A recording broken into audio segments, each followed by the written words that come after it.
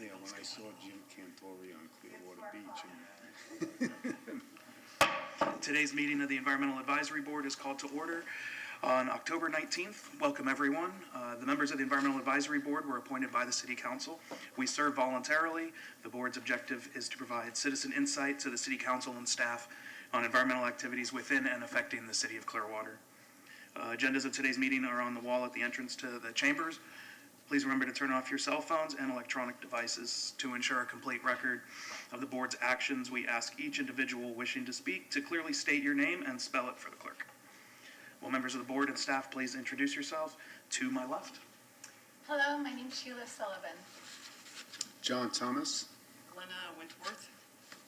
Sarah Kessler, staff liaison. And I'm the chairman, Jared Leone. Our first order of business is to review and approve the minutes of the board's last meeting.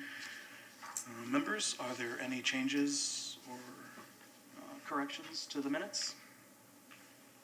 May I have a motion? I'll make a motion to approve. Okay, a second? I'll second. All right. All in favor? Aye. All right, any I opposed? shall abstain, not having participated, but I did find the, He abstained. we have to vote on the minutes. I found the minutes very informative, so I will vote yes. Thank you. Very generous of you. All right. Thank you very much. Is there anyone here to speak to items not on the agenda? Oh, yes? Okay. Is there anyone here to speak on items not on the agenda? Please come forward. State your name for the public record and spell your name for the clerk. You'll have 3 minutes to speak on anything that's not on the agenda. Can I ask, I sent in something that you said you would bring up at the agenda, the Harbor Town replacement fees? Oh, you can come and speak to that, though. Yeah, that's fine. It's not on the agenda, so it's fine. Thank you. Okay. Sorry, I have to use the bathroom. Not a problem. Thank you very much for joining us. Okay, Oh, please just state your name for the clerk. Ingrid Anderson. Been a Clearwater resident since about 1969. I'm here to talk about Harbor Town condominiums. In the last few years, the board has decided they are going to cut down a lot of trees. This is an 11-acre property on the scenic corridor into the city on Bayshore Boulevard. And they've cut down, I would say, between 70 and 80, but I'm here to talk only about 50. These are trees that are already down. We're not disputing whether or not they should have come down. But there are two categories of trees. 30 trees the city issued permits for and required replacement trees. The Harbor Town Board did not plant the trees. I want the city to tell Harbor Town to plant those 30 trees now. This has been going on for 3 years. I have been talking to people in the city for 3 years. I'm getting not a lot of trees. So I want 30 trees in the ground. You've already issued the permits requiring them. The board president said something about the permits being expired. That's a very bogus argument. Those just mean that if you don't cut the trees down and use the permit within, I think it's 6 months, you have to get a new permit. It's not a statute of limitations on enforcement. They're throwing every possible argument not to do these replacement trees. And they're all absolutely absurd, frankly.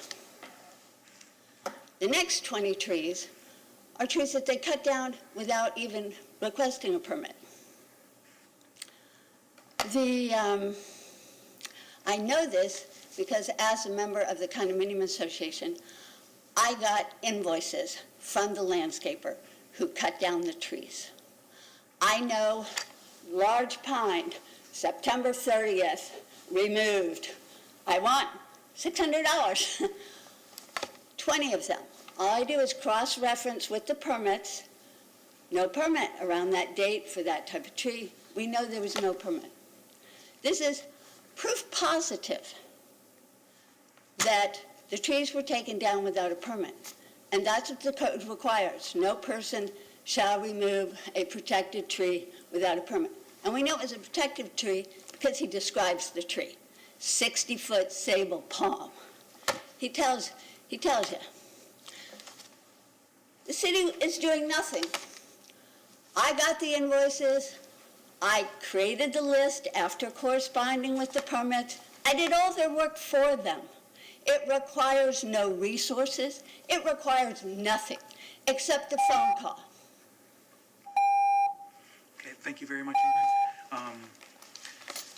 I know we've talked a lot about tree removal in the past and about how I think our hands are slightly tied because of the state laws that have superseded city ordinances for trees, but maybe we can get some more clarification from you, Sarah, about. Yeah, I don't know about this particular situation, but we can have, like, the, planning and development, like the clearing and grubbing, like the tree people, provide clarification and provide an update on this situation. Yeah, and I understand that these were from before that change in state law, so I don't know if that would have anything to do with it too. Yes, Ingrid? Oh, you might have to come to the That's podium. gone to the mayor. The mayor actually sent me an email saying preliminary was that the tree permits needed to be complied with. They needed to be enforced. That was the issue, whether the state law, I'm a lawyer, whether the state law, it did not apply because there were no certified letters from arborists involved. And the recent change in July that it doesn't apply to condominiums just reinforces that it's not applicable in this instance. That's already been disposed of. Thank you.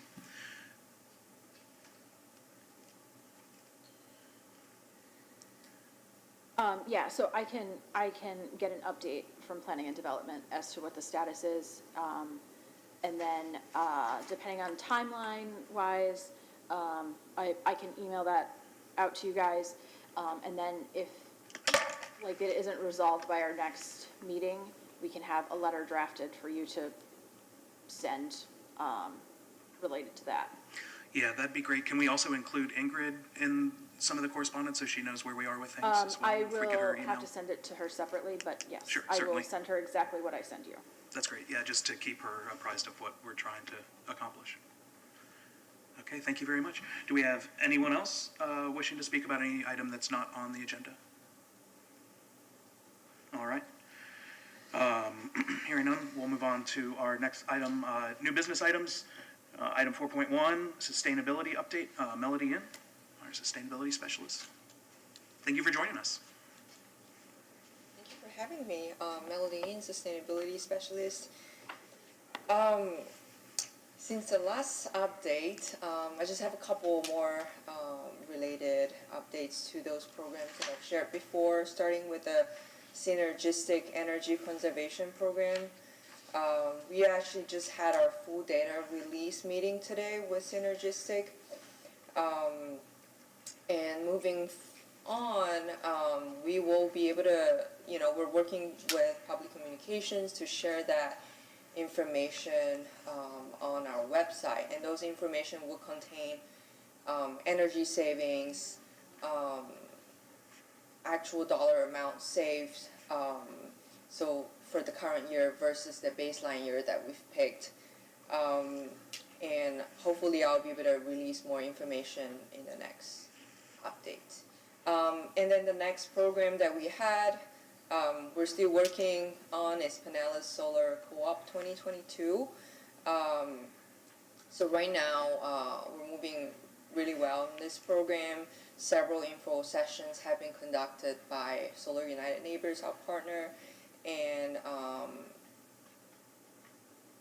the next couple of weeks will be our last month for enrollment. So we're ramping up on promotion through all like city e-newsletters and having in-person info sessions at Countryside Library and etc. Yeah, we do have the solar feasibility study that we have yet to come into conclusion, but very, very soon We've been receiving very good data from our consultant on this, and by end of the year, we'll have to pick the top 5 facilities to install solar panels on existing city facilities. We're also in the works of creating a new solar program for getting solar panels to the community. I can't share much details yet as we are in the initial phase, but we are working on that, and we're very excited about the opportunity to use grant money for this program. Good news, EV charging installation has been installed last week at the 28th North Garden Avenue garage that is right across from City Hall. We have 2 new Blink chargers, and then right now we're just waiting for final inspection and making sure that the network is, fully connected. And we foresee going live next week if everything goes properly, and we'll be promoting this on social media too, so more people can make use of that charger. Moving on to some community education and outreach program. So we did a few events from August until now, including sustainability sharing at Citizens Academy in September. We also went out to shoot some video footage from an ocean-friendly event, and hopefully using that video, we'll be able to create a sustainable event hosting video guide for the community to push for more of such events. And then we also, sustainability was there at the city health fair, so we engaged municipal staff members on topics related to climate-friendly foods and solar energy. And last Friday was the last monthly cleanup, second Friday monthly cleanup that was gearing towards the big cleanup Clearwater. That will happen from November 7 to 12, and we're hoping many of you will be able to join us as well, and would love that you spread the word to the community. And the website is thebigcleanupclearwater.com. There are many sites open for registration. And another big project that we're working on is the Sustainability Conference next year in February, in collaboration with the Sierra Club, Clearwater Neighborhoods Coalition. We're having the Sustainability Conference focus on topics related to energy efficiency at home, solar energy, and electric vehicles. More details will be shared the next time around. Super exciting. And then there are a little bit more, smaller events here and there until the end of the year. Let me know if you have any questions. Board, any questions? I have a question. Go right ahead. Do you know how many people have registered for the solar co-op so far? I see on the website they have 81 persons enrolled. So that number is sort of taking people's interest, and Solar United Neighbors have to work with them to see if their roof are indeed suitable for having solar. Oh, okay. So, yeah. I have a question. It's not related to what you talked about, but it's just a question about composting, like community composting. Is there any initiatives going on with that? Right. So we have a composting course that was set up. The community residents can sign up for the course free of charge, and they learn about how to do composting. At the end of the course, they're able to redeem for a free compost bin. We still have that program going on.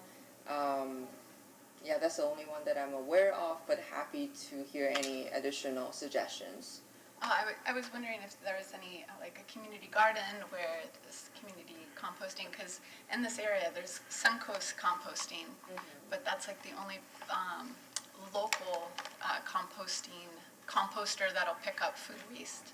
And so I was, I know that there is a community garden that does composting in their own garden, but I'm not sure if they accept external food waste donations, but I can definitely check on that, because that would be a great opportunity for people who have that food waste, and good for the garden as well.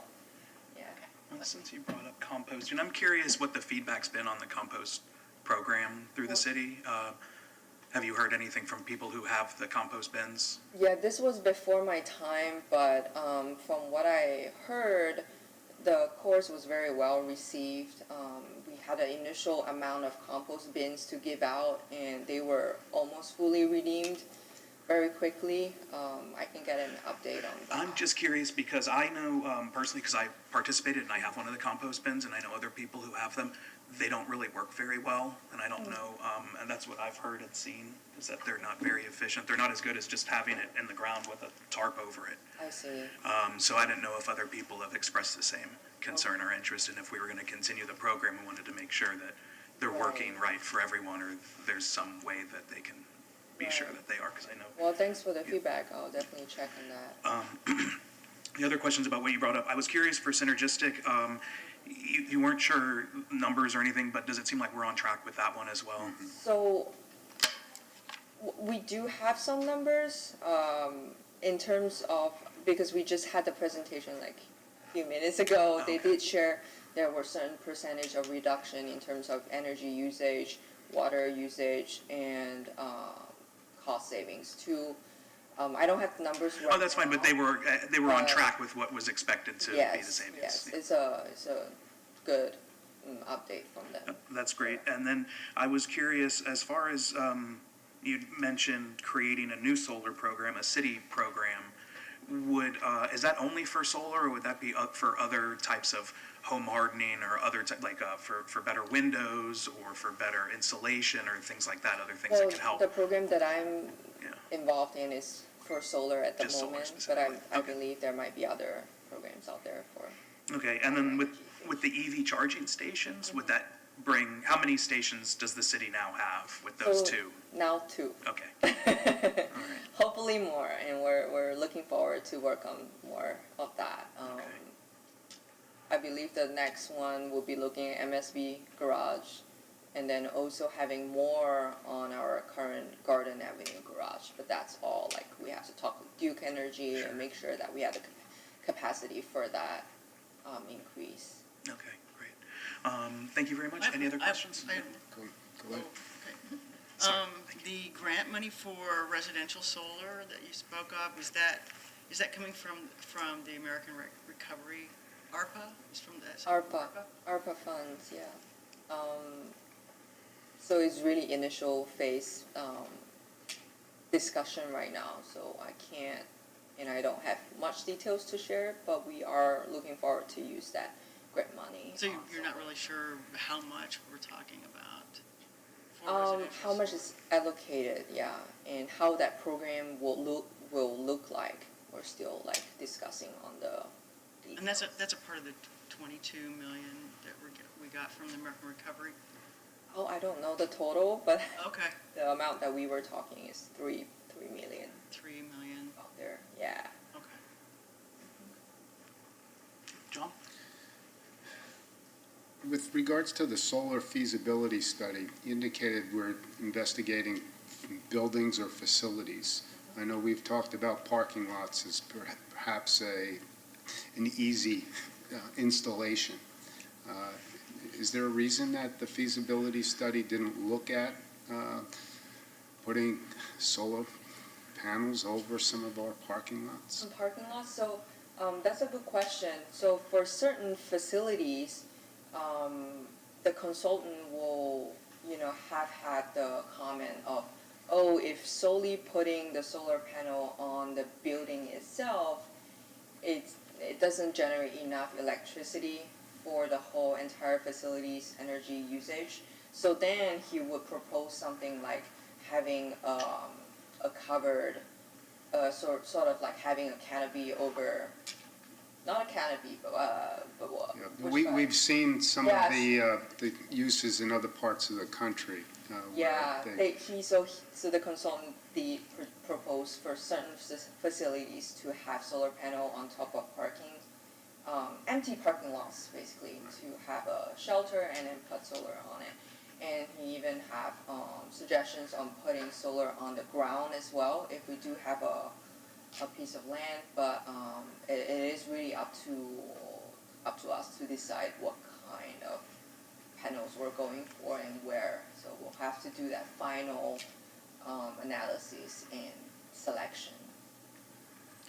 And the other question I had is on the sustainability conference, that might fit in well to understand, the scope and how our committee might participate, since we do have a January meeting, and your sustainability conference is targeted for February, and but it'd be nice to know the scope and other vendors or, your outline that we could give some consideration to, some issues that we would feel comfortable working with. Absolutely. So we're working on the schedules and we're working on the exact topic of discussion. So I foresee that we'll be able to share that once we have that to all of you. Great.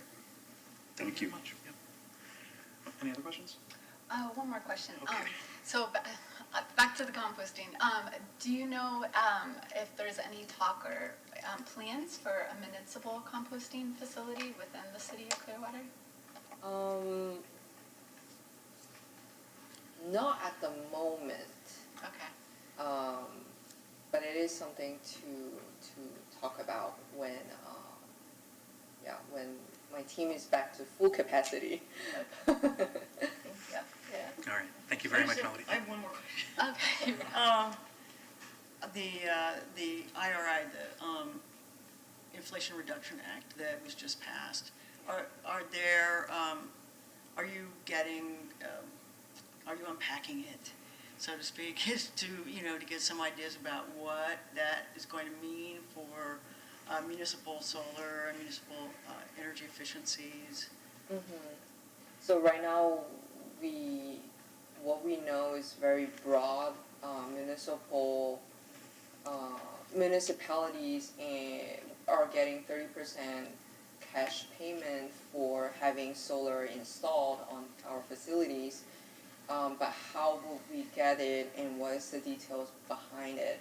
We're still sort of waiting to hear back from the federal level, and definitely want to know more details as well. So we work closely with Solar United Neighbors.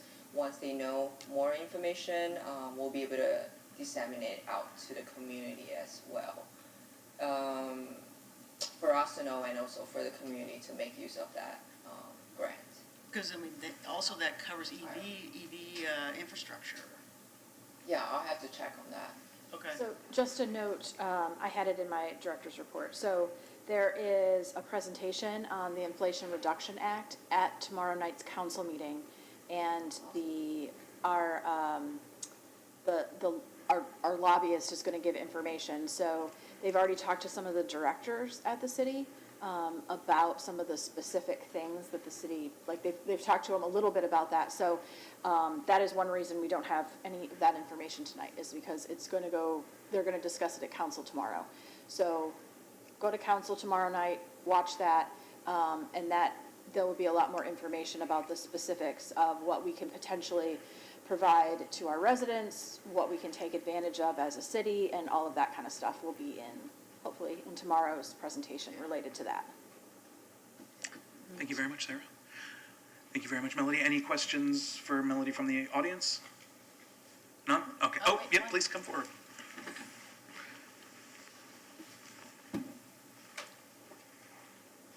Brian Beckman, live in Clearwater, and thank you, Melody, for presenting that. There are questions maybe as much as comments. One is related to EVs and EV charging.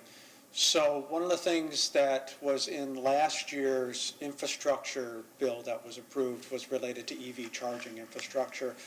So kind of half of that now has been approved by the federal government, so all 50 states had to submit a plan in order to get that money that was allocated for them. So Florida has done that. They submitted that, I think, at the beginning of August. It's been approved. That has been approved targets your highways as far as charging infrastructure that will be on highways, so essentially fast chargers. The other part of the equation that's part of that Infrastructure Act that has not been defined and allocated is related more to what I would say the city of Clearwater and the majority of charging in the county would be associated with. So mainly level 2 charging, for instance. So there is not a timeline. I keep on asking the Southern Alliance for Clean Energy person that's in charge of EV charging for that organization. I'm not sure when that timing of when plans are going to be submitted and when that money is going to be allocated, but that hopefully will be where the city of Clearwater can take advantage of that. I am starting to work with some groups to help, but also to learn. So for instance, Trinity Church that has solar installed that a lot of you are aware of, working with them to get a couple of EV chargers installed at their facility, so they've gotten quotes. One of the learnings that I have already is Gulfstar is a company that is located in Clearwater, and they specialize in installation of EV chargers, both residential as well as, like in this case, commercial, I guess it might be considered as. And there are some nuances there as it relates to things in the Inflation Reduction Act to take advantage of. A church is a nonprofit similar to a municipality, and there's things that apply to them. And one of the things that apparently is in that Inflation Reduction Act is for a business like the installer to potentially take advantage of their ability to deduct it for installing it at a nonprofit. So I'll learn more about that, and that could be an interesting thing to be able to take advantage of. Lastly, though, I did want to thank Melody, her department, and the city for their promotion of the solar co-op. So it's a big deal that the city of Clearwater is leading that effort. It shows up. I get the same statistics as you do each week from Solar United Neighbors, and it's impressive to see the much higher percentage of the homeowners that are applying for the co-op come from Clearwater than in previous co-ops. So it definitely makes a difference what Clearwater is doing for advertising on that, and it definitely shows up. And Glenna, to your question, I think it's close to, you might have said this too, Melody, about around 100 or so that have applied, and I think it's 30-something that have been approved, essentially, to move on to the next stage. There's another 40, 50, or 60 that are still waiting to be evaluated, or the evaluation hasn't finished, and then there's a small number, maybe 5 to 10, that were essentially disqualified because they didn't have the right situation, maybe too much shading or something like that. So, those are pretty good numbers at this stage in the co-op. But thank you again, Melody, for that. I mean, it's a big deal to have Clearwater leading there. Thank you very much, Brian. Okay, thanks. All right. I think he brings up a good point that the city's leading with the co-op is very helpful in getting the word out about it, and if they can disseminate more information after finding out from the lobbyists what is available, that might be able to help other people know whether they're residents or businesses and how they can get solar. All right, we'll move on to our next item, 4.2. It's a presentation about the Pinellas County Regional Resource Recovery Facility from Mike Engelman, Senior Engineer, Pinellas County Utilities.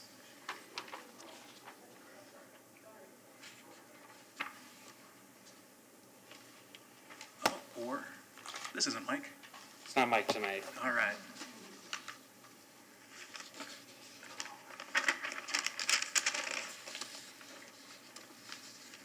There he is. My name is Mike Engelman. I'm a City of Clearwater resident at 2958 Deer Run South. And I am handing over the reins on this project for this presentation to Gunnar Mitchell. Okay, just a cameo. All right, thanks, Mike. All right. All right. Good afternoon, City of Clearwater Environmental Advisory Board members. First, I'd like to thank each of you for allowing me to come out and present on such an exciting project Mike and I have been working on. I'm sorry, would you spell your name, please? Yep, my name is Gunner Mitchell, Gunner Mitchell. Perfect. And I am a project manager for Pinellas County Utilities. I've worked with the county for a little over 4 years, and like Mike, I too am a City of Clearwater resident, as recently as of July. Just bought a house right down the street from here.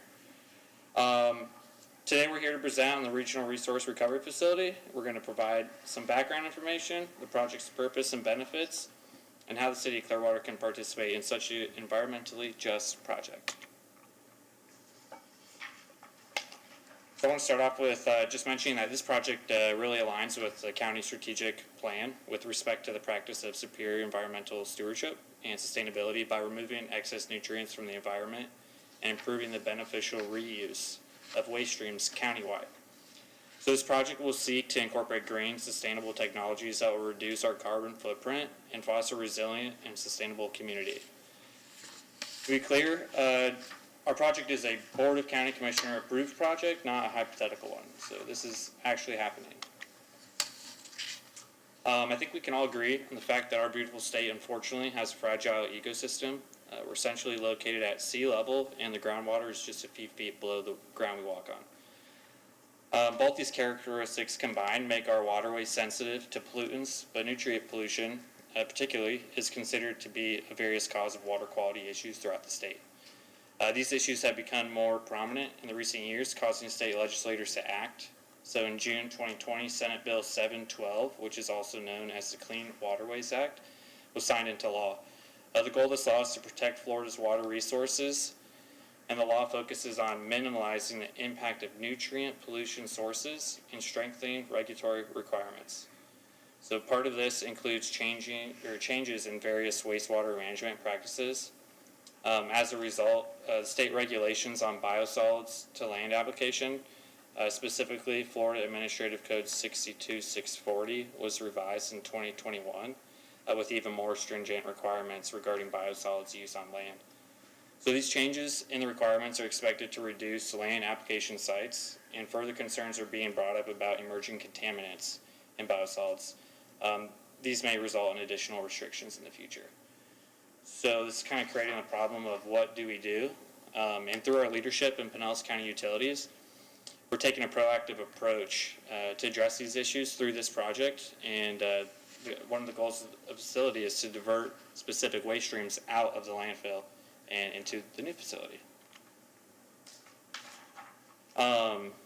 So for nearly 20 years, Pinellas County has provided 100% beneficial reuse of our biosolids through thermal drying and a pelletizing process located at our South Cross Bayou Advanced Water Reclamation Facility. Additionally, the Pinellas County Solid Waste Department has provided a regional solution to waste disposal to its waste-to-energy facility, which has been in operation since 1979. So leadership in Pinellas County, through our leadership in Pinellas County Utilities, we're taking this proactive approach to design a facility that will be able to incorporate regulatory changes, both current and anticipated, to help with solid waste as well to achieve their zero waste to landfill goal. And this will all be while incorporating a beneficial reuse to approach waste streams. So this is our opportunity locally to support and practice superior environmental stewardship, to implement green technologies where practical, to protect and improve the quality of our water, air, and other natural resources. All of this can be accomplished in one regional resource recovery facility, and we want to use this facility to foster a more sustainable, resilient community. But we cannot do it alone, so we need stakeholder engagement, which is why we're here tonight, to gain support as our project moves forward. As stated earlier, the goal of we call it the RRRF, is to beneficially reuse biosolids generated in the county and in our nearby partners. So not just our plants, but everyone else around us. And this will be to sustainably recover the inherent resource value, to produce alternative products that will effectively eliminate the need to rely solely on landfilling and land applications. These resources include biosolids we've been discussing combined with fog, which is fats, oils, and grease, yard waste, and other identified resources. We'll be using these combined, looking at these different waste streams to maximize resource recovery and reduce waste to landfill. Just last month, we actually had our first stakeholder engagement meeting with our potential regional partners. This included the cities of Clearwater, Largo, Dunedin, Oldsmar, Tarpon Springs, St. Pete, and other neighboring partners in the Bay. So this graphic does a great job at highlighting the potential resources the facility can use, how they can recycle these resources, and potential end products.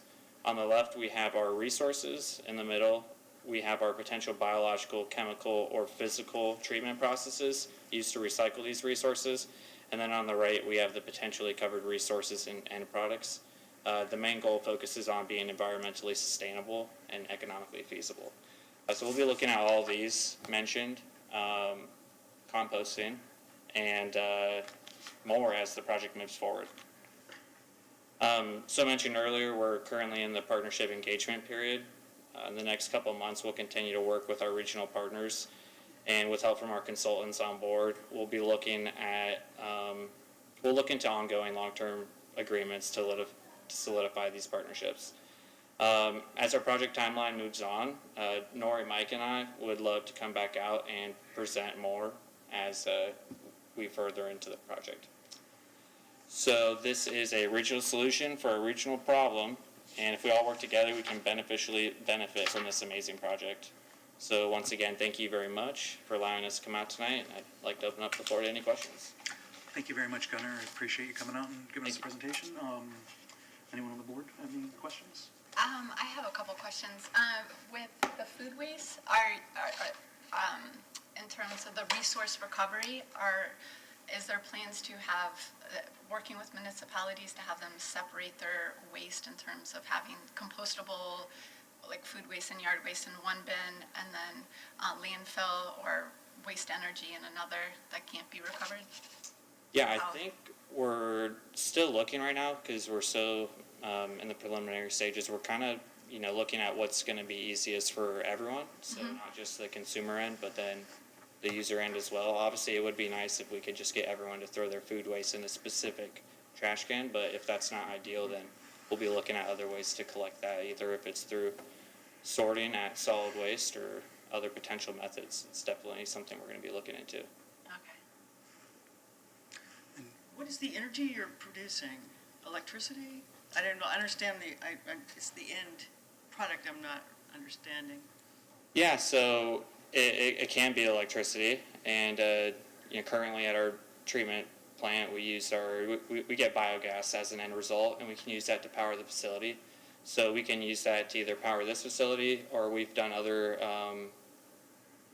studies that we can take that biogas and turn it into like diesel fuel to power potentially power our fleet, which would be the vehicles that operate inside the county.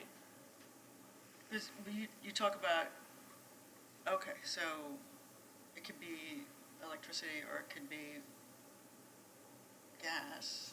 Yeah, it could be either. I mean, it's very flexible. The point of the facility is, we have all these different waste streams. We want to be able to be flexible. What's going to be best economically and then environmentally. So, let's say 1 year it's better to be making the gas to power the facility, but then the next it's like, no, this could be used for vehicles instead. We want to keep our options open and just be willing to be flexible and adaptable to where the current market is for these specific waste streams that are recovered. And you're saying this could be, this energy would be available to the public as well? I mean, I'm looking at beneficial reuse, this page here, just the end game there. Yeah, I mean, that was on the presentation tonight. I didn't know you guys would have that, but it is obviously an option we'll be looking at.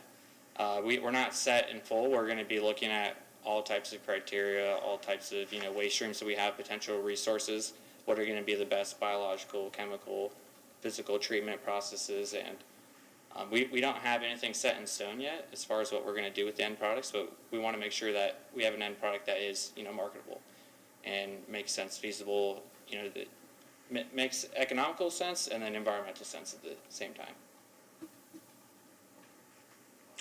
John? No. I had, oh, go right ahead, John. So I have another question. So with this, is there any plans to possibly set up another facility to do like an industrial composting? Because if the goal is by 2050 to have zero waste to landfill, a lot of these ocean-friendly products that are being promoted are made out of bioplastics or bagasse, like sugarcane, made out of leftover sugarcane that can be compostable with the food waste and with the yard waste, and then that could be made into a soil amendment that doesn't have a little bit easier than using the slurry from the biodigester, the anaerobic digestion. So is there any is that anywhere in the plan? I don't see it, but I'm just. So for food composting, correct? Well, it could be food compost, and then also you can add landfill, or not, I'm sorry, yard waste, and then you can also put in the compostable plastics, or that's been, there's a new wave of that, which currently it either just goes to the waste energy facility or it may get landfilled. So, I would say, yeah, we will be looking at doing that. industrial composting? Yeah, well, I mean, in regards to also using the biosolids as well, but yeah, that is definitely an option that we will be looking at heavily because it makes sense. Mm-hmm. Yeah, cool. Okay, I had a couple of questions. You said that this isn't like pie in the sky. When would the facility be built, or what are the plans for when it would be? Mike, do you have a more clear timeline, or Nori? Nori Hancock. I am Plan Operations Division Director Okay. for Pinellas County. So when it comes to the schedule, the project is divided in 3 phases. So right now, we just got the approval for phase 1, which includes this stakeholder engagement, and it's going to include the technology assessment. So things that you were mentioning, yes, we will look at different feedstocks, not only biosolids, as mentioned, but tires, yard waste, food waste, and these other biodegradable material. So then after we do that, and that's about 2 years, it just kick off, then we're going to enter in what is phase 2, where now that we have technology, we have our stakeholders, participants, now we can go and develop a design criteria package, and that will be about 18 months. And then we'll advertise, ideally right now we're thinking of doing a design, build, operate contract, and the construction should be by 28, so about 5 years from now. So More or less. 2028 was 2028, yes. construction begins. No, That would be when construction would end. yeah, and. Okay. And it would be operational. Yeah, the facility will be operational, yeah. All right, thank you very much. I'm curious too, just knowing how difficult single stream recycling is for the materials to be usable, what's the feasibility of getting usable materials for this facility? Mike wants to talk, but one thing I want to mention before is, the end products is something that someone has to use or want at the end of the day. Electricity is very wanted and usable. Certainly. Just to take a step backwards, I guess this will not affect the operation of the existing waste-to-energy facility or the landfill directly. The waste-to-energy plant, as it currently is operated, is, if we continue operating at the rate we're getting garbage every day, it will reach its capacity in 2026, which means any trash beyond that has to go to the landfill. The landfill will reach its capacity in 2103, which isn't really that far off. What this facility will do, we'll take some of the things that we have to burn in the waste energy plant, like tires, like fiberglass hulls, spas, boats, those kinds of things. Takes up a lot of space in a landfill, but you can't bury tires, obviously. They have to burn them at the expense of not burning household garbage, which then goes in the landfill. In addition, everybody wants us to take the grocery waste and the food waste out of the trash, get that out of the landfill because that generates greenhouse gases. this facility will take the energy in the tires, the energy in the fiberglass, the energy in the food and grocery waste, convert the biosolids, destroy whatever might be present in the biosolids, eliminating the need to land application or landfill them, and hopefully meet any kind of regulatory requirements that are undoubtedly coming down the line. And the net result will either be a char product, maybe a fertilizer, clean fertilizer, maybe clean water out of some of these processes, or energy. It'll either be a physical product or something like energy. But this is stuff that's already sifted at the waste energy plant. I'm And sorry? the materials that you'd be using in this new plant would be stuff that's already sifted and sorted. Rather than going to waste energy, it would go to your plant. The only thing that'll be sifted or sorted maybe will be tires and grocery waste. Sure. The food and grocery waste is going to take another effort altogether to get people to separate that. That's a different problem, really. Certainly. But otherwise, we're not intending to sort plastic any more than what they're doing right now at the waste energy. That's what I mean, is you're taking items that were planned to go to waste to energy and they would then be diverted to this facility. Some other municipalities have partnered with private industries on a piece of property, for instance, and set up side businesses for recycling lumber, for recycling plastics. Potentially, that's a benefit this facility will offer. We're not planning on that as being a requirement for this project, but it leads naturally to that end result. And you mentioned one other thing, and I was going to ask this as well, and I still will. How much waste would this remove from the waste energy facility? What would be the... Well, the waste energy facility, when they get tires, they have to burn the tires. Sometimes of the year they get more tires than other times. They can stockpile them for a little while. What they've done a few years ago to reduce the amount of tires is to raise the tipping fee for tires, which kind of cut down the amount of tires they were getting.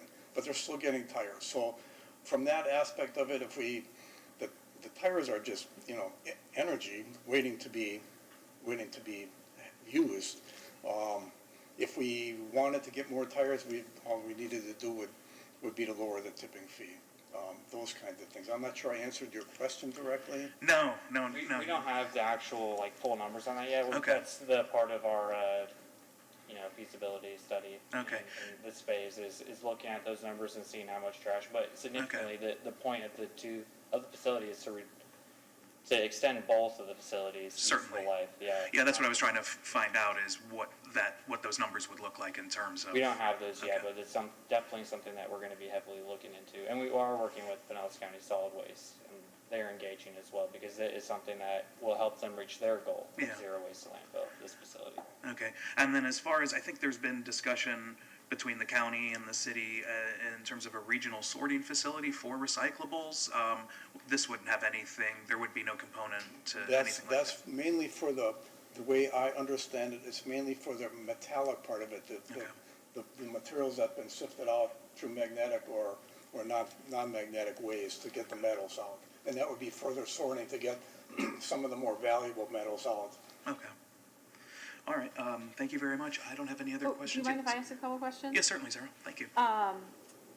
So does solid waste biosolids come to you now, from the city of Clearwater No, Public Utilities? Okay. no, every municipality deals with it on their own. Okay. And that's the whole idea is to, the net result of this facility should be, instead of everybody doing their own thing, Right. and creating their own carbon footprint, the whole idea of this facility is to reduce the impact of everybody doing it by themselves, and the net result will be a smaller carbon footprint from everybody. So after meeting with Clearwater Public Utilities, are they supportive of this plan? We've been talking with all the municipalities for a couple of years. We had a meeting with them, with everybody 2-3 weeks ago. Just last month, yeah. Last month. So they're very aware of it, and obviously everybody is up, we're not the only ones facing regulatory requirements. Right, yep. And so most everybody right now is just kind of relying on a third party to move their biosolids to a field somewhere. the hurricane greatly impacted a lot of that. And it kind of raised that issue even higher than it was before. We, the Pinellas County Utilities, is kind of in a favorable position because we generate a fertilizer pellet, which can be shipped and stored. It doesn't need to be put on a field right away. Recognizing that if everybody wanted to do that, they'd have to all invest in the kind of equipment that the county has right now, and that's asking a lot.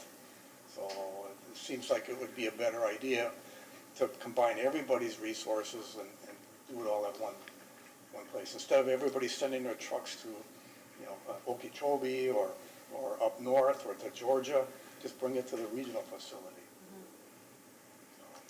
This is kind of unrelated, I mean, to some degree, it is having to do with a county materials recovery facility, a MRF, for recycling. You probably wouldn't know, we'd probably need to be talking to solid waste about that, but is there, I mean, we've all been waiting to see if the county's gonna have where we could all bring our recyclables to, one place, and not Hillsborough County. This facility is not going to address directly the citizens' ability to sort milk cartons from cardboard or anything like that. It's not going to have any impact on that. Right. It won't have any impact on the sorting metals further. We're not going to affect the solid waste operation directly. We're only going to take some of the trash they have to burn now, or landfill now, move it to this facility, leaving them more capacity. Right. It's about as Yeah, high level as I can. Right, no, I understand that. You don't know if there's any plans cooking at all for a recovery, recycling recovery? There's really not a whole lot of market for a lot of plastics because they're very difficult to sort right now. Right. Glass is the same way. Unless everybody made clear glass bottles, which would make it a lot easier to sort glass.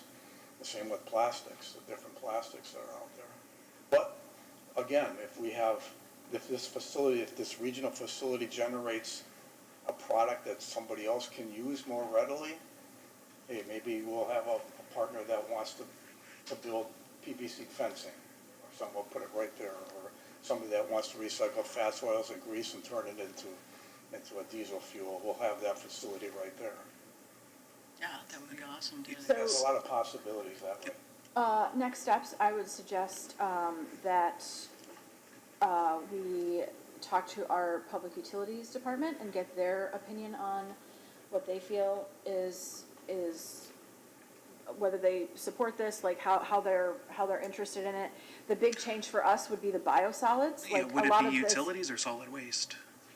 utilities, Okay. because a lot of this stuff isn't going to change for us. Like it's behind the curtain type of thing. So it's really the utilities getting rid of, like having a way for them to deal with their biosolids. Like that's the big thing. And so I would recommend that we find out what utilities thinks about it. And then you guys can come back when you get to your next step. We can potentially write a letter at our next meeting in support of it, depending on what utility says and things like that.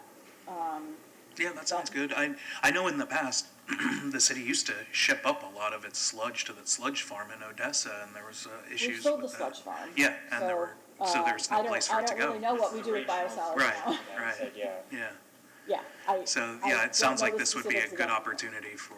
Well, the main reason for our presentation today is to make you aware of the regional facility. Typically, some of these boards don't know about this until they read about it in the paper, and then they're behind the eight ball. So we're hoping to be a little bit more proactive and at least inform you of what we're trying to do, so that you get an idea what it means when you read something about it. Yeah, certainly. Thank you, Mike. Thank you, Gunnar. Do we have any other? Yeah, Nori? I just want to add a couple of things. So first, with regards to your biosolids, I know that you guys currently, your public utilities or public works, you guys use a biosolids management resource. So in other words, you guys hand it off to somebody else to deal with. But it comes with a price tag, of course.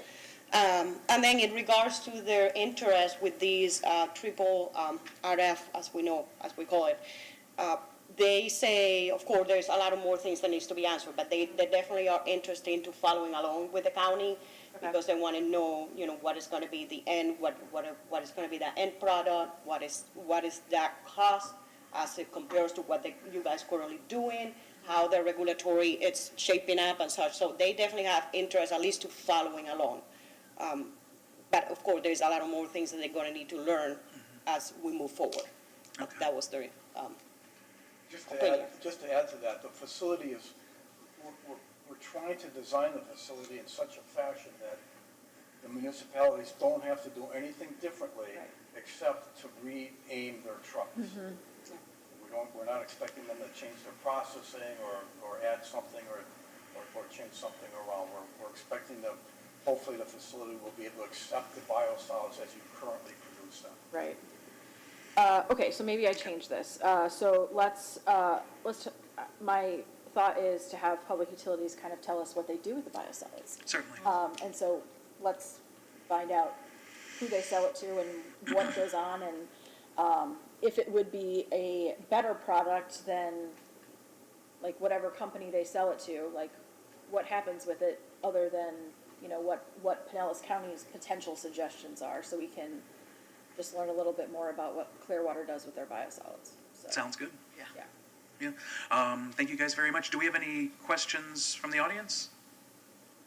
All right. Thank you. Thank you. All right. Okay, we'll move on to our next item. Slightly changed from Imagine Clearwater update. We're going to get that from Sarah via email. So instead of that, we are going to be graced with Kyle Brotherton's presence, and he's going to give us an update to the comprehensive plan. Thank you very much. Thank you. Kyle Brotherton. I'm a senior planner here at the City of Clearwater. And today I'm going to be presenting to you a rewrite of our city's comprehensive plan, which, as you can see on the screen, we're calling Clearwater 2045. Specifically today, I'm going to be going over an updated vision statement, planning themes, a planning framework, as well as the plan organization going forward, because it is a big change from our current plan. And then I'll conclude with where we're currently at in this project, as well as our next steps for the approval. So first up is our vision statement. And typically vision statements are very high-level aspirational statements. When we kicked off this project last year, we did extensive community engagement.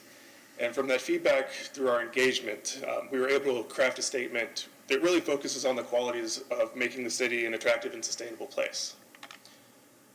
And so as you can see on the screen, our vision statement as it stands today is from the bay to the beach. Clearwater is a city of diverse, unique, and special places. Livable neighborhoods, economic resiliency, friendly people, and amazing opportunities. And then, as I said previously, we did do extensive community engagement when we kicked off this project. And through that engagement and the feedback, we started to hear a number of themes pop up. And as you can see on the screen, we came up with these 6 overarching themes that will be used throughout the comprehensive plan. So the first one is a city of opportunity. The city will offer opportunities to raise a family, start and build a business, visit for a day or an extended vacation.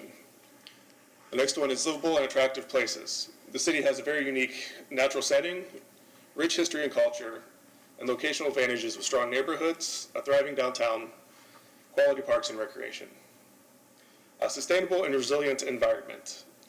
The city is committed to being a good steward of the environment and takes actions focused on protecting and serving natural, coastal, and cultural resources.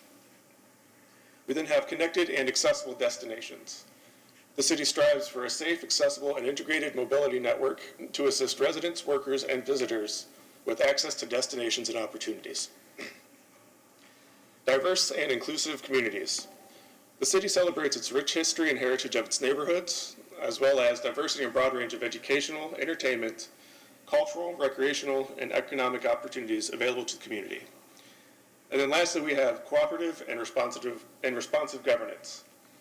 The city provides quality and accessible communications to engage the public and ensure transparency and openness in communication, collaboration, and engagement. So with these themes and the vision statements, we're going to be moving into the preliminary framework for the plan, which we have as drafted now. So really this preliminary plan framework is a place-based approach. We've built currently on the citywide design structure that we have in our current plan. And really we found 5 places to really build our comprehensive plan off of. So the first one is our city's neighborhoods. You know, we have diverse neighborhoods with older and historic neighborhoods, as well as newer neighborhoods. When we go forward in crafting objectives and policies, we're going to look to keep these historic and older neighborhoods, and we're also going to focus on sustaining other neighborhoods to expand housing choice, affordability, and improving livability. Downtown Clearwater and Clearwater Beach. These are pretty unique places in that they have their own governing plans as well. But these are the city's traditional plans for living, working, shopping, and entertainment. And these are some of the most walkable neighborhoods and districts within the region. So going forward, we'd like to focus on the continued success of these areas and offer guidance on activating the vacant and underutilized spaces, character, and the mobility for residents and visitors and workers.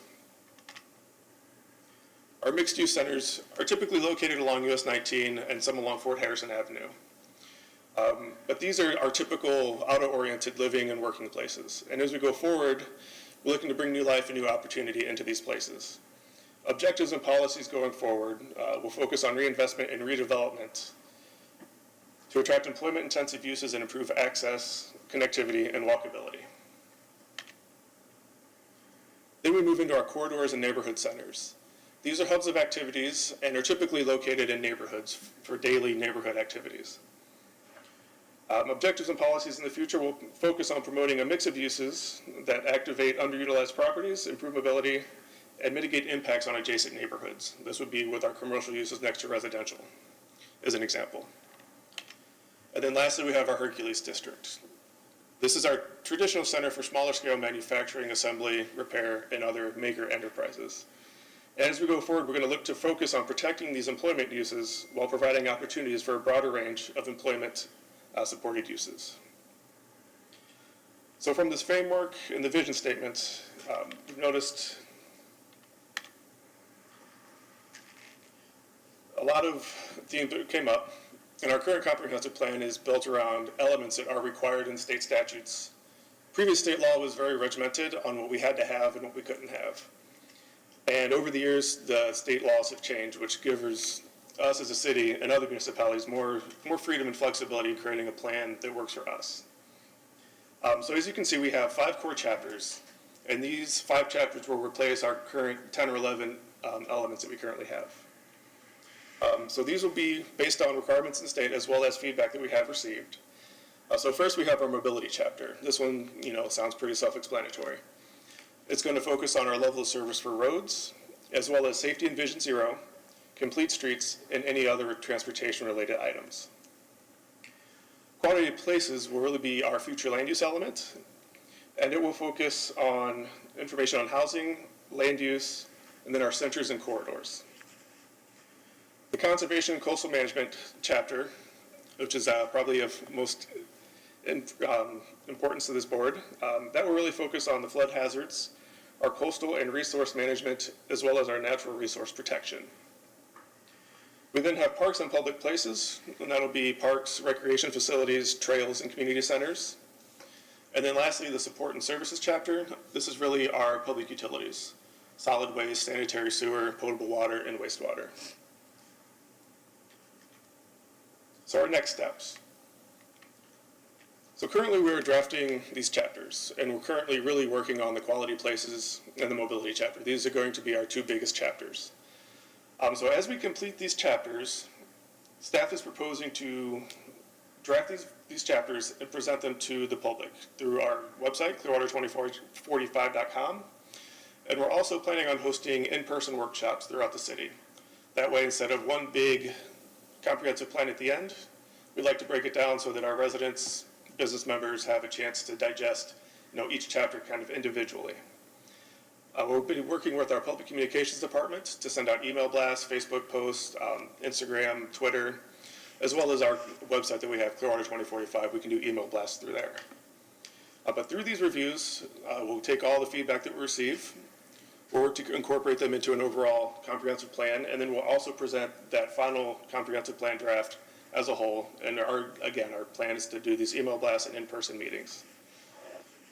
This should hopefully provide the public with ample opportunity to provide input.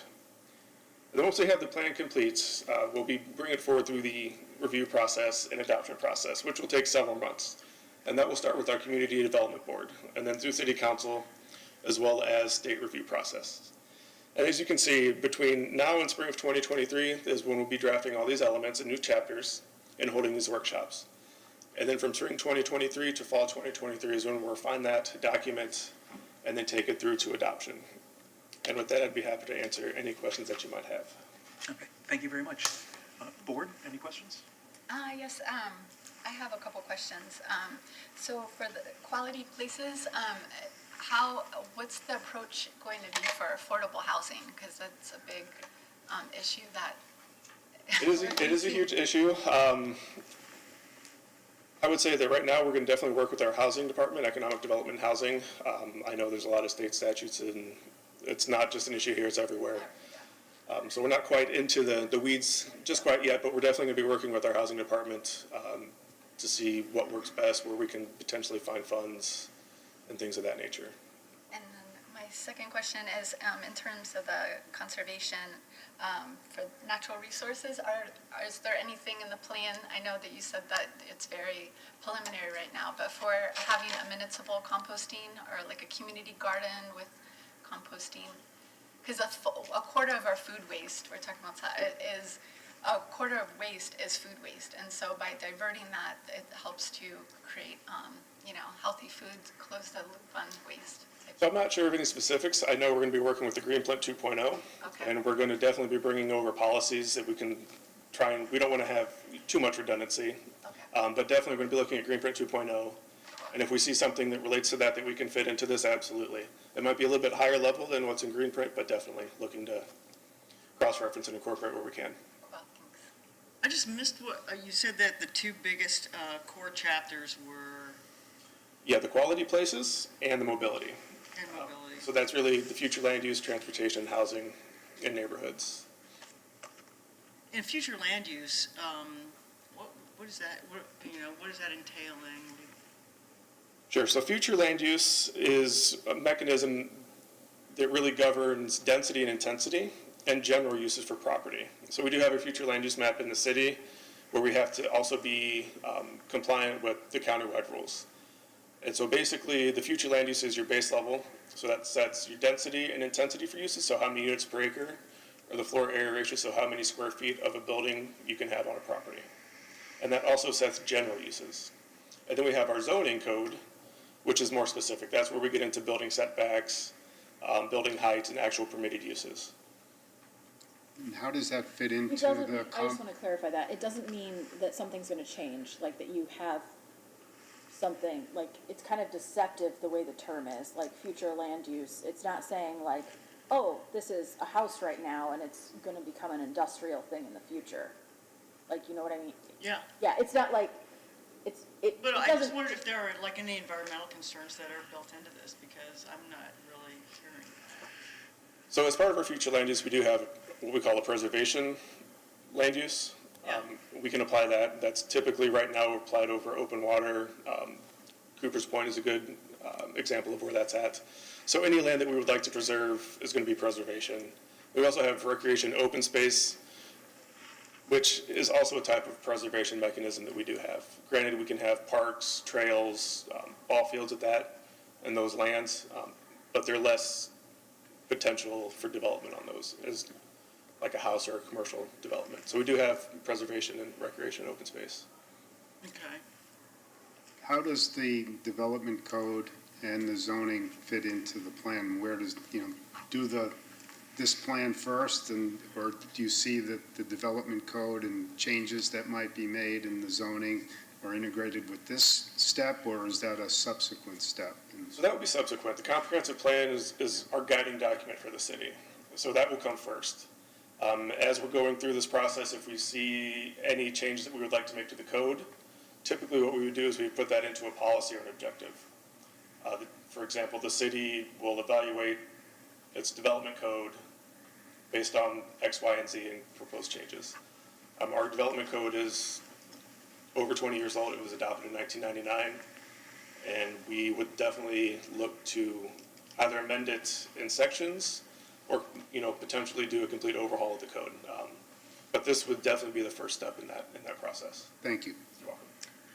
Okay, I'm curious, one of the things I was going to ask was how Green Print was going to complement or correspond with what you're doing, and it sounds like there will be aspects to it that overlap. Absolutely, yes. I was curious to the future land use. As we're going through this, are you guys looking at opportunities where we can change zoning, like you said, with preservation and open space rec, and you mentioned commercial next to residential, but in some places, there could be zoning that has never reached its potential, and over time, it makes no sense to now say this could be a residential dwelling when it's surrounded by preservation or other things. I'm just curious that if there would be opportunities to say, we don't want to allow this type of development here. We don't want to allow any development now in a place that's zoned for development. Yeah, I'm sure that's something that we could look at. I know, off the top of my head, I do know that there's a number of properties that have inconsistent zoning and land use. So we would definitely be looking to clean that up. And I don't see why we couldn't potentially go a little bit farther and see if there's any undeveloped lands that we would like to change over to, preservation or even a recreation open space that would allow it to be used more for the preservation or the recreation types of land uses where it's a lot less intense than, a residential home or small sort of retail.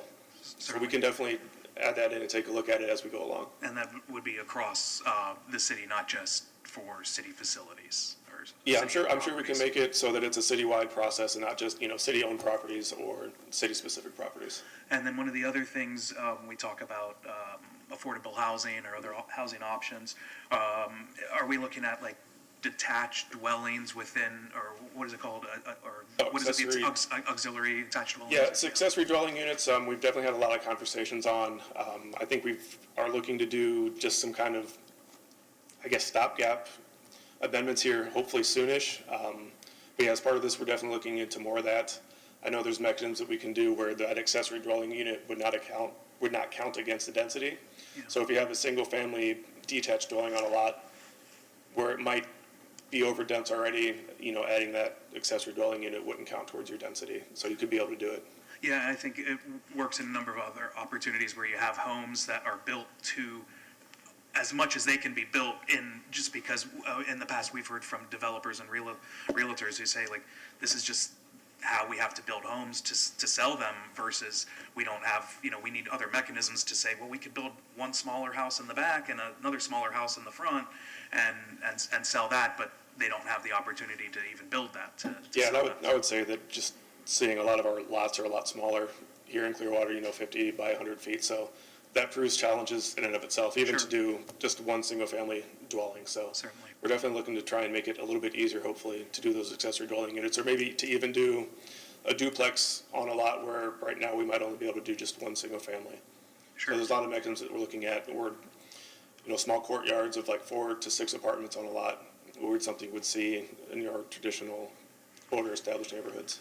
And I guess along those same lines, I'm curious, when someone is going to, let's say they rebuild a house and they make it a 2-story house rather than 1-story, but it's still the same essential footprint. Mm-hmm. Does that change, I guess, because, in terms of stormwater or other things like tax incentives or decentives for building a larger house, because it is larger, but it's still the same essential footprint. Are there things that the plan covers for that, or is that? Not that I'm aware of. Really? Okay. Do you have anything? Yeah, nothing that I'm aware of. All right, very well. I didn't have any other questions. Anyone else? I do. Yes. What's the overall time frame? So time frame, we're looking to have this adopted by the end of next year. All right, and then the development code zoning issues would come. It would come another year, so, probably. So yeah, we're I would about, say 2024. Yeah, 3 years perhaps. Yeah, quite possibly. Yeah, we have to get this adopted first, and it takes a good. I've been. This is a detail, but it's aligned with Green Print. I've been trying to work on identifying places for a community garden in Clearwater. as a kind of a pilot. Rather unsuccessful, because many of the best sites available are in open space and recreation zoned areas. And community gardens are not a permitted use within that district. And, you know, if I have to wait 3 years, I can take a hiatus for a while. There's no way to fence off a small portion of those open spaces? I think it's community gardens require some other infrastructure. Certainly. That require water for Irrigation, irrigation. They require sanitary facilities for the people that are going to be working there. And to put them in a residential neighborhood or, it's oftentimes doesn't work unless there's, some other kind of facility available that the city may have. But I found that some of our community centers, many of them are zoned open space recreation, have all the infrastructure, have the land, but I've been told can't do it. Yeah. Even if we called it an educational use, the legal people said, no, you can't call it an educational use because we're teaching people how to grow food, nutrition. There's a whole other aspect to it as an educational use at the same time. Sidebar. I just want to give like a quick note on this. So, Kyle talked about how like this is a framework for the city, and so these aren't like our rules. These are what make the rules.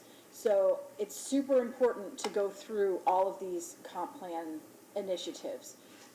Because this is what you can identify one of these and say, this is a perfect opportunity to make a program off of this. So saying that you want to be able to put community gardens in open space rec, like that's a perfect thing that could go into a comp plan idea. You're not doing the program, you're saying this is an idea that should be there. And so going through all of these when they have the programs is super helpful because you can, even if you don't have a suggestion on that particular comp plan, you can be like, wow, I didn't realize that was in the plan.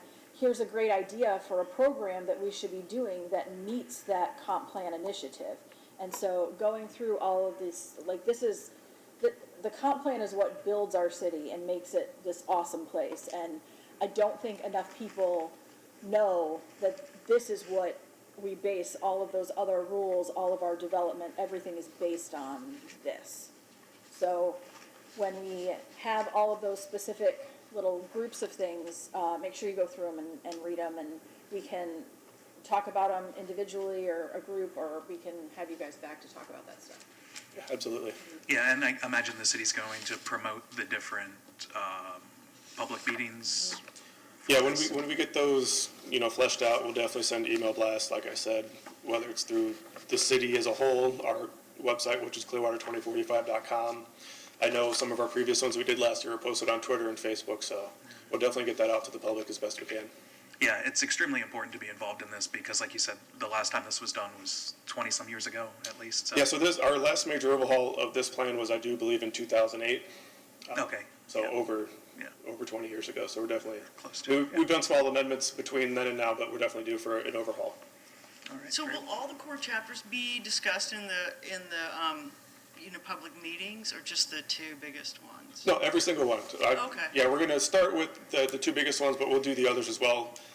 Since they're a little bit smaller, we might be able to combine them all into just one or two different meetings. But we'll definitely be presenting each of these chapters to the public. Perfect. And as many times as we can. Can we have a copy of this PowerPoint? Yeah, we can get you one. Yep, I have it. I can send it to you guys. Love that. Great. Thanks. Thank you very much, Kyle. Any other questions from the board? Any questions from the public? Please come up. Got to make it official. Thank you. I have two questions. First one, I saw a bullet point, plan development workshops. Are those going to be like open to the public, like they have at the Countryside Library for other things? Will they be announced that other people can attend and offer input? Yes, absolutely. They'll be open to the public. We'll definitely take any and all comments, feedback, questions, concerns that you might have. Okay, and I guess the second question is one of the overall outputs of this plans the intent to increase the population of Clearwater? I don't know if you can answer that question or not. Well, from what we see in our projections show an increase of residents, obviously. We do have a lot of unincorporated areas in the city. So if we account those unincorporated portions of our service area with our incorporated portions, I believe our projections out to 2040 are about 145 to 146,000 people. Oh, wow. So that is definitely an increase.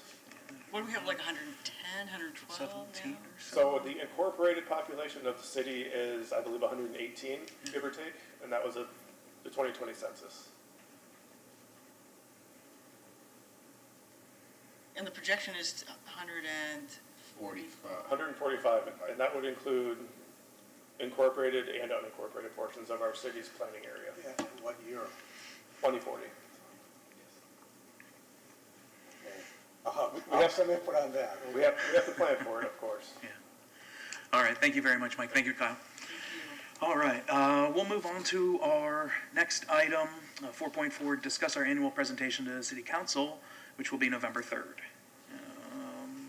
I guess I will probably be giving the presentation, my annual presentation to the council. Does anyone have anything that they want to mention for the presentation? I had a couple of items, but we can start the discussion with anything that anyone would like to bring up or mention.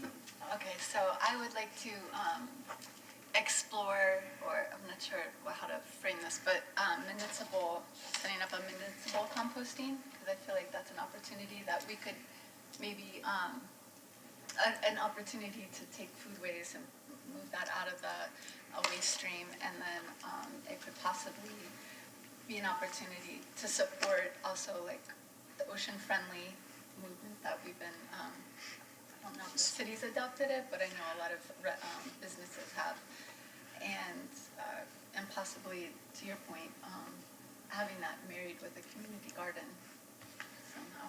I think what you're talking about is a much larger scale facility than something that would just be at a, even if it was a half acre, which would be a large community garden, you wouldn't need the, Okay, then. There's two different scales. Okay, yes. I think what you're talking about would be, very large facility that's mechanized and, trucks are coming in and. It could be, or it could be on a smaller scale. Like the only composting place in this area is Suncoast Composting, and they take. You can sign up, and they'll come and pick your food waste up.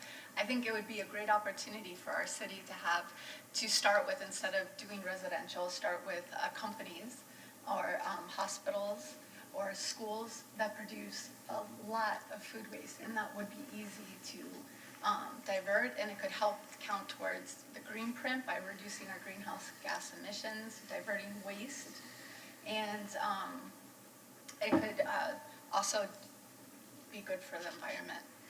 So we can, typically at the presentation, we usually mention things that we've done and things that we would like to move forward in the future. Okay. So if composting is something that we want to move forward in the future, that's certainly something we can discuss or bring up, but I think we'd maybe have someone from solid waste come out to talk about opportunities and how that could be implemented and do things along that route for composting, right, Sarah? Or Yeah, that'd be great. Okay, because just finish this thought. Sure. And then I appreciate this. Is my first time with the presentation. Because I just would like to underscore that the bioplastics are great.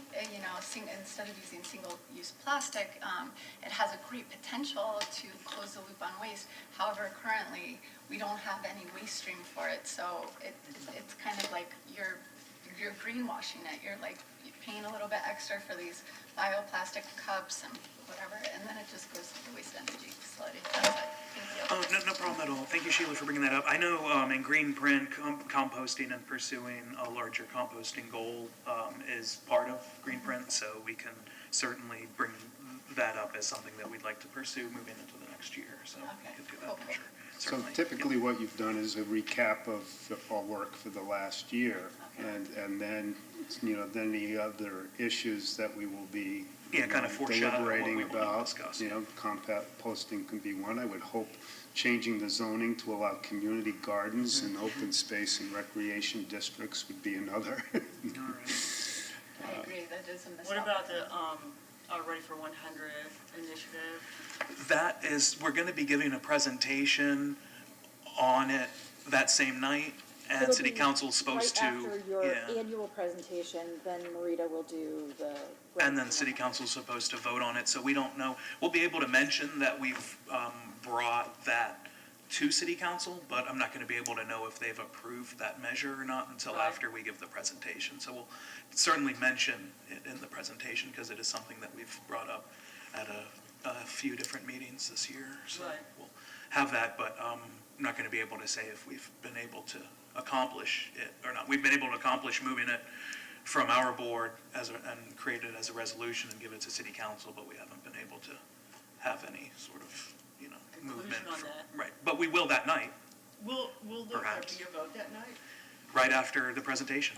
There should be. I will clarify that we want it voted on. I will clarify that. Oh, yeah, make sure Is it's, there a possibility of having that presentation at a work session, the work session on Monday before? they can't vote No, there's no on it. voting at work session. I know. So, okay, so the presentation has to happen at the meeting, not in a work session. Correct. Yeah, I that's the just didn't best know what place the for it. process usually is. Yeah, it has to be at a council meeting. Okay. Okay. Anything else for the presentation outside of Ready for 100? I would think that, one of the things we would try to do in the future is be more engaged with the community, and I think the sustainability conference is a way to do that. I agree. I'm so glad that you brought that up. I find it strange that we'd have to bring that up to be partners Yeah. with them for that, but I'm glad that you did. Well, I'm just going to speak to that in my comments, but, I could do that now. That's, What do you mean? well, the sustainability conference is a partnership between the city sustainability office, the CNC, environmental committee, and the Sierra Club.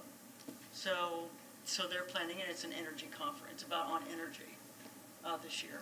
That's the theme. It's a Building Better Neighborhoods sustainability conference. Right. So, this is our third one. Mm-hmm.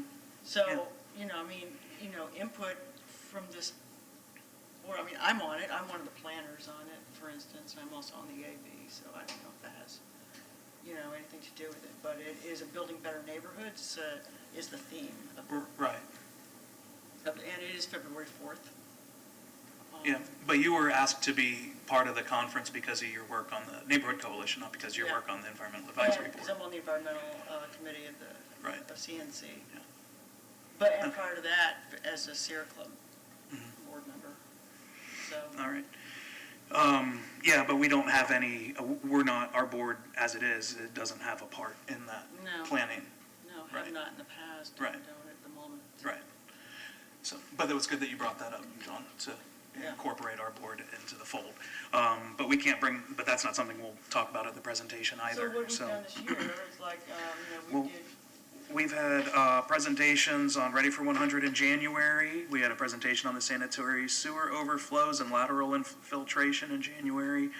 The Green Fleet Program and Solar Feasibility Study was in January, and the Sustainability Quarterly Report we've gotten at all of our meetings this year.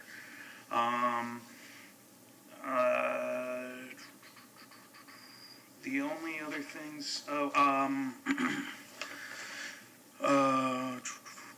yeah, we had Ready for 100. Oh, and then we also, our accomplishments, we sent a letter on asking city council to move superboat races outside of sea turtle nesting season. Did we get a response on We that? have not, oh, we have not. no. Did Sarah get a response? No, I'm just not super surprised there wasn't a response. Pocket veto. Yeah. And then we had our special meeting on the roof, looking at, imagine Clearwater construction. And then I briefly had mentioned at one of our last meetings, and this would be something that we'd bring up for pursuing next year, would be cigarette bans on the beach. Seen a lot of support throughout the community and other cities for that, surprisingly. And I say that just surprisingly because people seem to shy away anytime the word ban is put out there. But I think that cigarette butts are such a pervasive issue, and our beaches are such an important economic driver for the entire area, that I think enough people are sick of putting their hands in sand and pulling up trash, that there is a lot of support for that. And then the only other thing that I'd bring up, and it's something that we brought up in the past, I think in the past two presentations. Did we bring up cigarette butts in the past?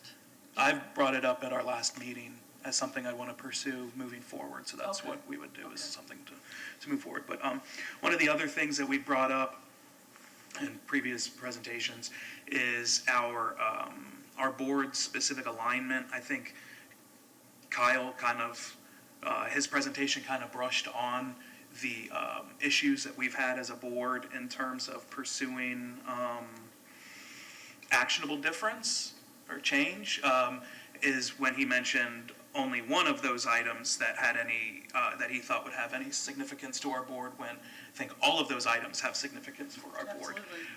And so what we've mentioned in the past is trying to realign our board strategically so that we get presentations that are outside of just what specific departments think our board should be hearing.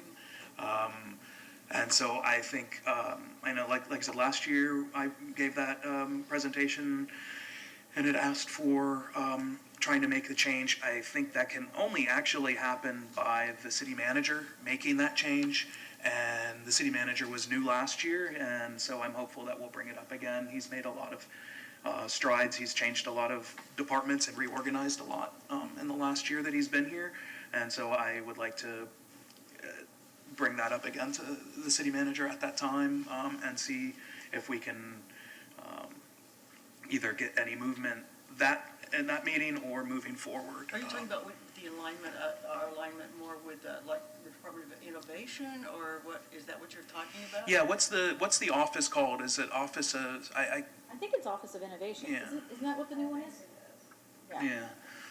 So that we'd be more aligned with the sustainability, Yeah. yeah. With the Sustainability Department, the neighborhoods. Yeah, the kind of, energy where that manager. stuff all kind of falls, because like I said, and not to, I think it's just the, where we've been for so long in terms of the org chart.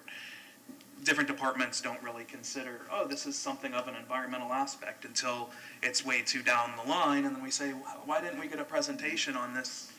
It certainly has issues of environmental importance for our board.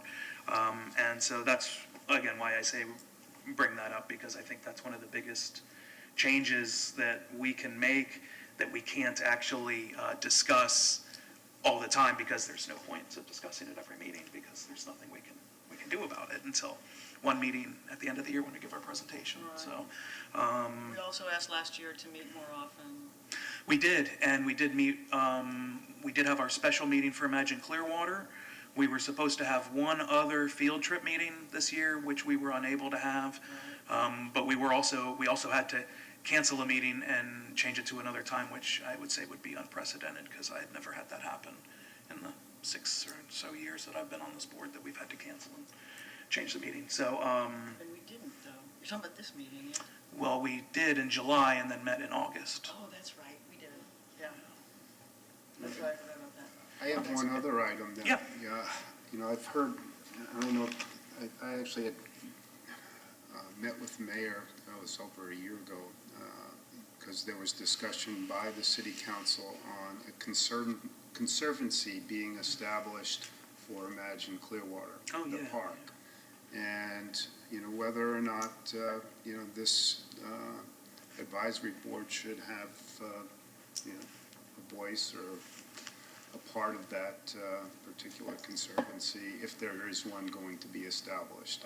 I'm not sure where that is at this point in time, Yeah, I had, because, you know, it is, we're spending $80 million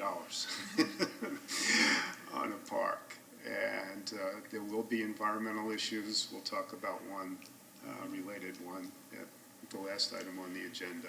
But I think there's a lot more, as well as, you know, the benefits of programs that get held for the community there, and, you know, what role we might have.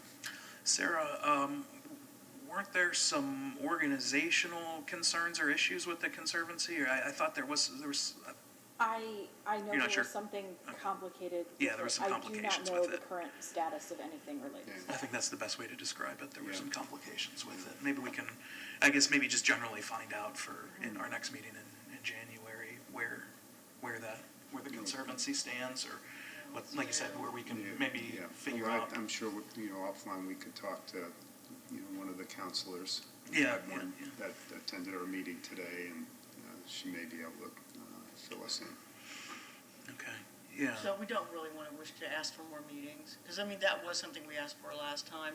And we got Meet it. more often. Yeah. No, we got just, I mean, we can have outings, but, you know. Those were the two additional meetings. You wanted to try to meet 6 times a year, or Yeah, like every month, other or? month.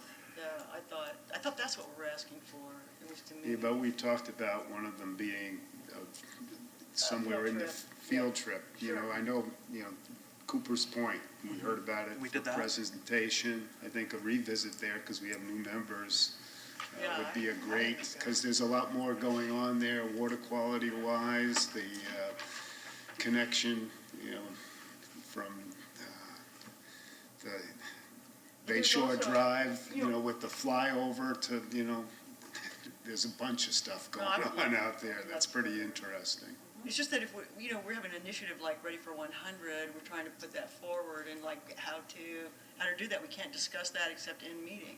Right. You know, like whether we're gonna present that to the CNC, like who is going to visit what, council members, what, you know, that kind of thing, we can't do that except in meeting.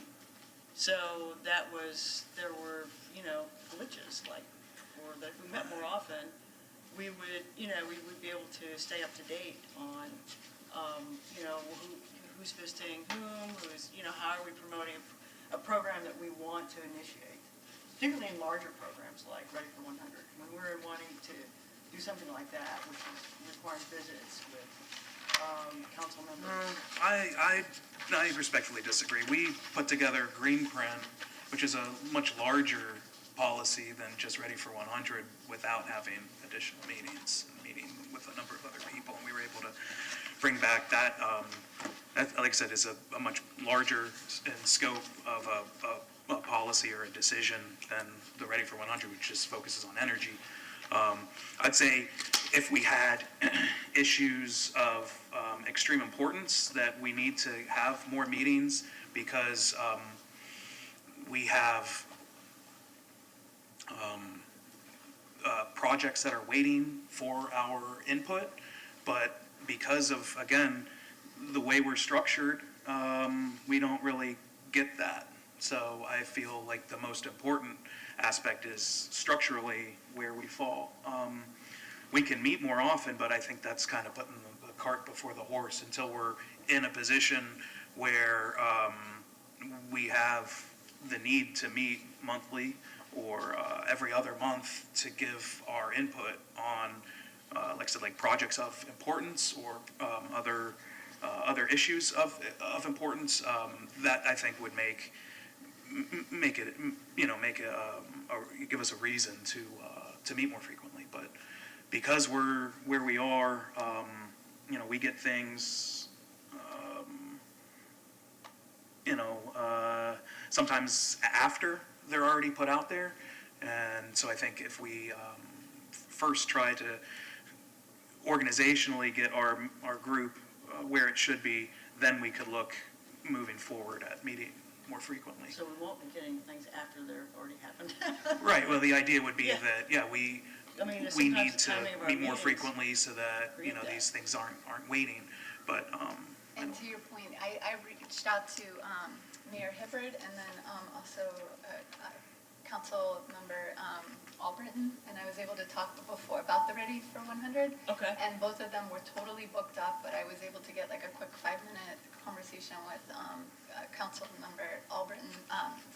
Mayor Hibbard was too busy at that time because they need at least 2 weeks in advance to get on their schedule. And then I did come to the meeting to address the council in support of Ready for 100 after our last meeting. But it's hard to get the update to everybody because of. Yeah, and that's another question I have for that night, November 3rd. Like, do we want to have a couple of our members speak in favor of Ready for 100 during the public comment? For our presentation, no, if Marita was going to give the presentation before council, I think we can go there to support her and be there with her when she gives the presentation, but I don't know that we as a board, or if you want to speak as, as a board, you can do whatever, I mean, I'm not going Yeah, to. as individuals, I mean, we can, I guess, choose to speak. Yeah. Yeah.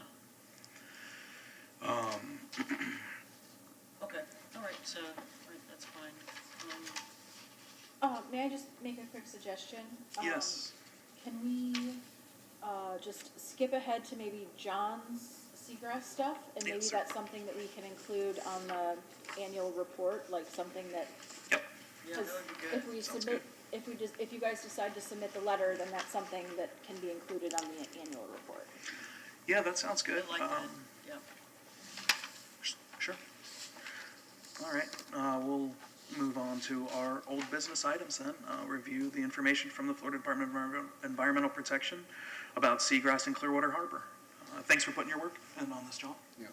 Well, I followed up with Dr. Anastasiou because they had indicated that they would have the seagrass data mapping available at the end of the summer, early fall. So, hey, good timing. Well, here's his response.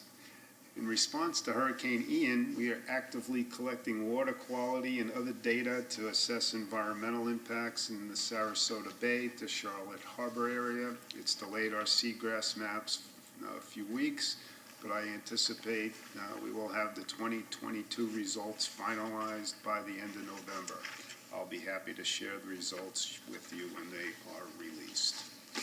So they have an interesting thing to evaluate, what does a storm like Ian do to the aquatic environment from a water quality standpoint. So that's good science. We can wait a couple of extra weeks, hopefully. But I did put together, this short letter, I'm trying to be as brief as possible, keep it simply one page. We could write a lot more. Yeah, certainly. But it's clear we do have seagrass beds out there. We are going to attract boats to the waterfront when you have named performers coming there. And, it's pretty easy to anticipate what the impacts are. And that's what the letter just tries to succinctly state. And that I had tried to, because I've done other restrictions at nuclear power plants in Massachusetts over the years for navigation, and you get the Coast Guard involved, and there's other permitting that's involved to put navigation restrictions in place. And I could never get a response. I got bounced around, ping-ponged by the Coast Guard, started with guys on Clearwater Beach. They sent me to St. Pete, they sent me to Tampa, and no one ever called me back. So I think it requires somebody like Sarah, who works for the city of Clearwater, not somebody from the Environmental Advisory Board, to make something happen with them. But it's a process, and I think the data that will be available shortly will support this. But I don't think We're all up. I don't think that should necessarily be cause for delay of issuing this letter. We have seagrass beds, we should do what we want to protect them, and I try to relate it to the trees. Everybody can see those beautiful oak trees out there, and there's a lot of measures that have gone to protect them, and you don't see the seagrass. So Was there any? You don't see the impacts, but if, Yeah,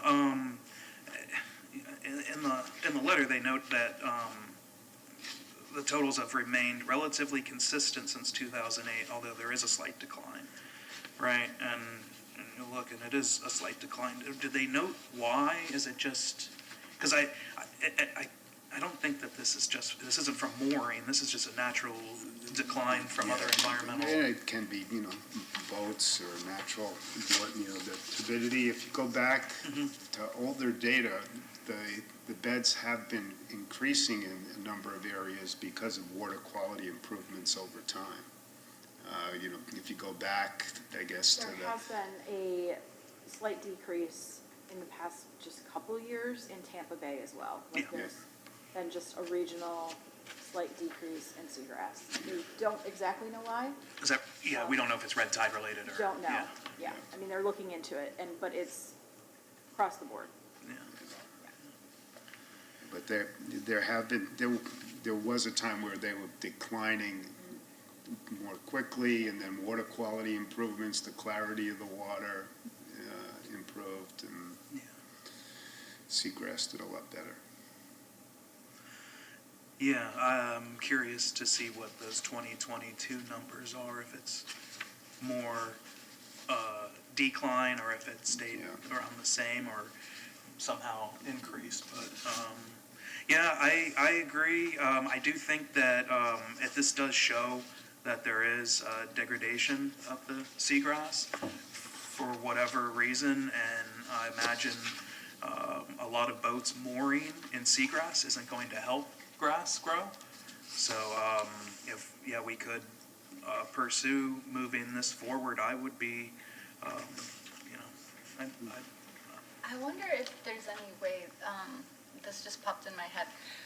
So the coast from Apalachicola down to Thousand Island, it's called the Gulf Coast Hope Spot. It's a protected area because of seagrass and degradation and manatees. And I wonder if there's any way to use that to get more teeth on this, to encourage. I don't think you really need that. All you need is a couple, no mooring. Basically it's a keep out and, navigation restrictions. Now, I will agree though, Sheila, because it is considered a hope spot, the area, it does give greater importance to maintaining the seagrass beds, but Because it's endangered, yeah. Yeah, and it does, I think, give a greater importance. I have seen, I was surprised to see manatees out by Caladesi Island and over by. Well, I've seen them come down the beach. Yeah, it was pretty amazing, because as many times as I've been out on the water, I had never seen them in our area that close, so, they're definitely feeding on something. I imagine it's the seagrass beds that are there, so. I don't know if anyone else saw anything fit to change in the letter, but, like I said, other than possibly adding, the importance of, but, For the ecosystem. yeah, but otherwise, I think, I appreciate what you were able to put together, John. I know it wasn't easy to keep going back and forth with all these different departments and different agencies. So. I tried to just cover that to keep this letter brief and not outline all the ecological water quality benefits. Certainly. It's, there's plenty there if you want to read it. Yeah, certainly. Does anyone, I guess.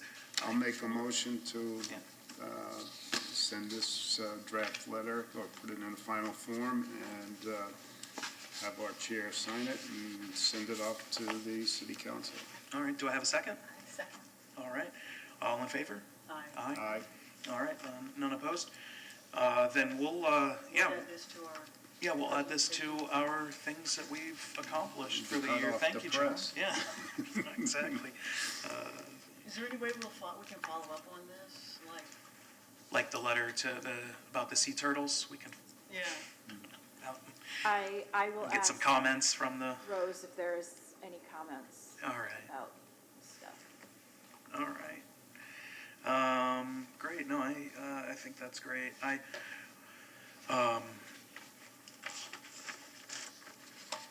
Yeah, I don't know if anyone else had any other, I guess, comment. I guess we can revert back to our presentation briefly to council. Yes, we have to, But- very briefly. Yeah, yeah. But it sounds like we have a pretty good framework for what we want to bring up to city council. I can write something up and send it to Sarah. She can disseminate it to the board. If you guys like it, that's fine. If you have suggestions or edits, please share them. Sarah will then Yeah, so give them to me. As a and- reminder, don't share all, send comments back to me, and I will, don't reply all. Sunshine can work very well for everyone. Just follow the rules. And then, all right, so then we'll move on to item 6, Director's Report. So it sounds like we have a lot of things for the next meeting, so if Yes. there's something else you guys want to add, feel free to email me. I just want to mention, and if I find out more information, I will email it out to you, but there's a program called My Safe Florida Home, and the website is myflordiacfo.com/MySafeFloridaHome. And it is not yet published program yet. They're just talking about it, but this will be an opportunity for homeowners of a single-family residence that their home is insured for less than $500,000, so not just low income. But if they want to make their home more hurricane safe, if they want to add shutters, redo a roof, add straps to a roof, if they want to put in hurricane windows, this is a 1 to 2 grant program. So a homeowner will put in $1,000 and the state will match it with $2,000. So, and it's up to the state of $10,000. So you could put in $5,000 and the state would put in $10,000 for a project. So I don't know when the details of the program will be released. I've heard it will be another month. But given some of the challenges to the south of us, I have a feeling this will probably be a pretty well-funded program. But hopefully some of our residents can take advantage of that. So it's for windows, roofs, what for? It's the home hardening. It's Yeah. home hardening, so windows, roofs, doors, you can use garage doors even were included in it. So yeah, it's looking for that sort of stuff. Sadly, to your point of it being well-funded, what I read it is not very well-funded. So Oh. the funding for it would, if it would, the full funding of $10,000 would go to maybe 11,000 residents throughout the whole Oh. state. So sign up quickly. Sign up now. Do it now. It's not a lot of people in the state. Yeah, so that's all I have. Yeah, if you have things that you want to talk about on the agenda, then email them to me. Okay, thank you. And then we'll go on to item 7, board members to be heard. Sheila? Compost? Yeah, compost, go All right. compost, yeah. All right, thank you very much. Glenna?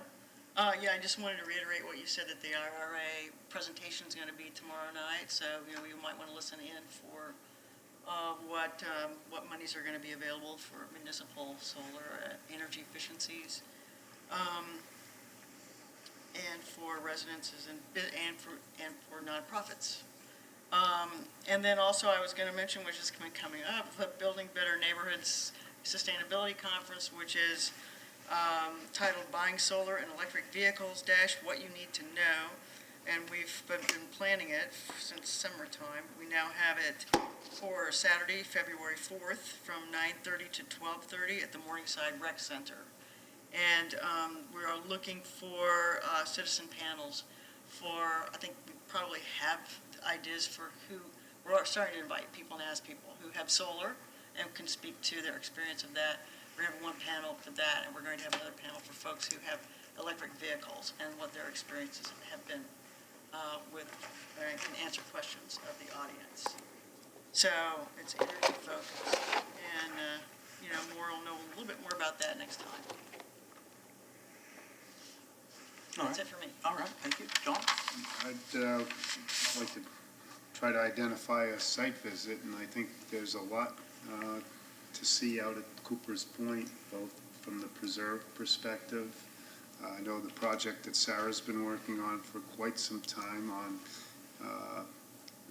improving the tidal flushing out there, and then we have the bicycle overpass on Route 60 that's out there as well, and all of what's happening. I think it's a gateway to Clearwater for sure, but it's certainly a place that has a lot of opportunities for the city.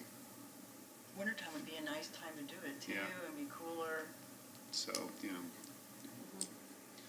when that might be, I'm not sure, but. Okay. Yeah, to your point of field trips, I think Moccasin Lake is one that we've mentioned in the past. We wanted to talk to somebody about herbicides the city uses and things like that, and I thought Moccasin Lake was one we wanted to try. And then also Lake Bellevue, because we had the community there who came in, and we supported them with a water management plan. It'd be nice to go back there sometime to we kind never of see did that. what's gone on. That's where my prime community garden site Yeah, is, it'd be a good one. in the wrong zoning district. All right.